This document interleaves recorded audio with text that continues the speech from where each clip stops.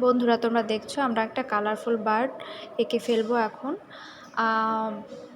আমরা শুরুতে একটা গোল দিয়ে নিচের দিকে অ্যারোভাবে একটা দাগ দিয়ে নিয়েছি। এরপরে সেই অ্যারো দাগের পাশ থেকে আমরা আমাদের যে পাখির ডানা বা পাখনা সেটাকে আমরা ড্র করে নিচ্ছি। তারপরে পেছনের যে পাখনাটার অল্প অংশ দেখা যায় সেটাও আমরা ড্র করে নিলাম। এরপরে আমরা লেজের অংশটা নিচের দিকে দিয়ে তারপরে হচ্ছে পেটের অংশটা বের করে নেব। পেটের অংশটা বের করার পরে এখন আবার লেজের যে শেষের অংশটা সেটা আমরা একদম সুন্দর করে মিলিয়ে দিয়েছি। এরপরে আমরা মাঝের যে গোলের দাগটা ছিল সেটা বের করে মুছে দিয়েছি। তারপরে হচ্ছে এখন আমাদের পাখিটার পা আঁকার পালা। পা আঁকার সাথে সাথে যেহেতু পাখিটা একটা ডালের উপর বসা, সেই ডালটা আমরা এঁকে নেব। তারপরে হচ্ছে পাখিটা ডিটেলিং করব, চোখ আঁকবো, ঠোঁট আঁকবো, আর একটু ডিপ করে দেয়া হচ্ছে। দেন হচ্ছে আমরা বাকি যে অংশগুলো আছে সেগুলো শেষ করে এখন ডালের যে ছোট ছোট ফল পাতা সেই জিনিসগুলো আমরা এঁকে নেব, যাতে করে আরেকটু ন্যাচারাল লাগে যে পাখিটা একটা ডালের উপরে বসে আছে। পুরোটা একটা জীবন্ত একটা ছবি। আশা করি তোমাদের শেষ পর্যন্ত দেখতে ভালো লাগবে। আর চেষ্টা করব যাতে তোমরা ডিটেইলে বলা, যাতে তোমরা ভালোভাবে শিখতে পারো, বুঝতে পারো, এটাই আমাদের প্রচেষ্টা থাকবে।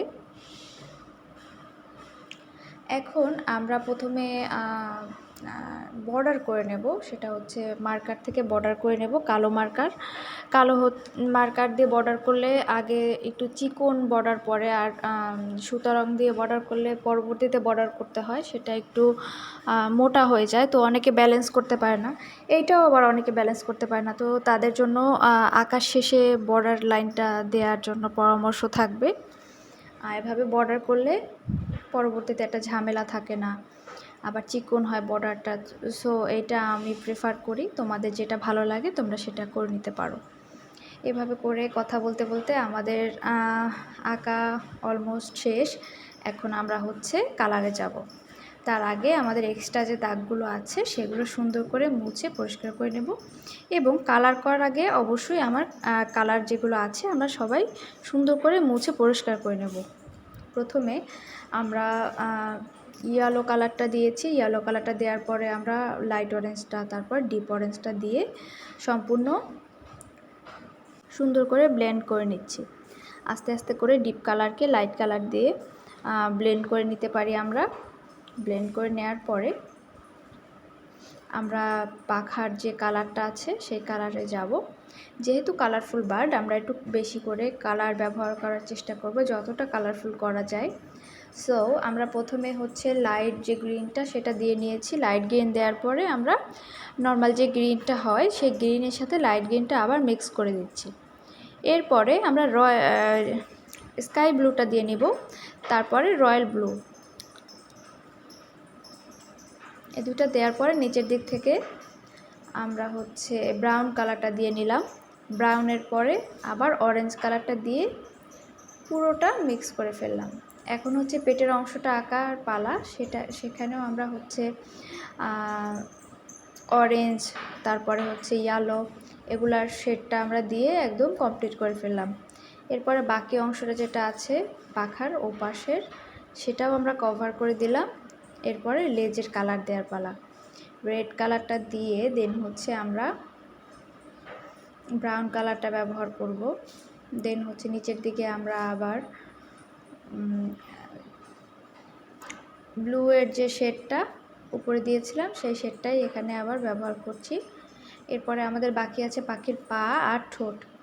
সো পায়ের নিচের দিকে গ্রিন, এরপরে হচ্ছে একদম শেষের অংশে আমরা অরেঞ্জটা ব্যবহার করছি, আর ঠোঁটে হচ্ছে রেড কালারটা আমরা ব্যবহার করছি। পাশাপাশি আমরা ফলগুলোতে রেড কালার দিয়ে মাঝখানে একটু গোল করে ফাঁকা করে রেখেছি সাদা অংশ, যাতে করে এটার যে হাইলাইট পয়েন্টটা সেটা থাকে, লাইট ডিপের একটা ব্যাপার থাকে, আর একটু বেশি ন্যাচারাল, আর একটু বেশি সুন্দর লাগে। তোমরা দেখতে পেয়েছো যে আমরা কি কালার লেজে দিয়েছি সেটা আমরা সামনে ধরেছিলাম। এরপরে আমরা পাতাগুলো রং করব, নিচের দিকে একটু ব্লু কালার দিয়ে নিব যাতে করে কালারগুলো আর একটু ডিফারেন্ট হয়, একটু ব্লুইশ একটা ব্যাপার থাকে। সরাসরি ডিপ যে গ্রিন সেটাও দেয়া যায়, এখানে ব্লুইশ একটু রাখলে ছোঁয়া সেটা খারাপ লাগে না। এরপরে আমরা হচ্ছে আমাদের ডালটা বাকি আছে, ডালটা আমরা শেষ করব।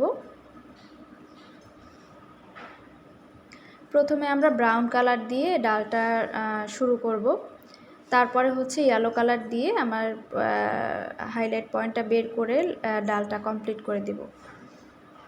তো বন্ধুরা দেখতে পাচ্ছ, এটাই ছিল তোমাদের আজকের জন্য আর্ট।